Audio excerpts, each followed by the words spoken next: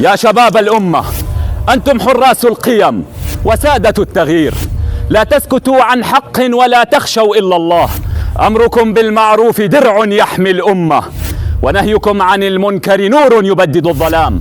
فلا تجعلوا أسلوبكم بالنهي عن المنكر هو المنكر بحد ذاته.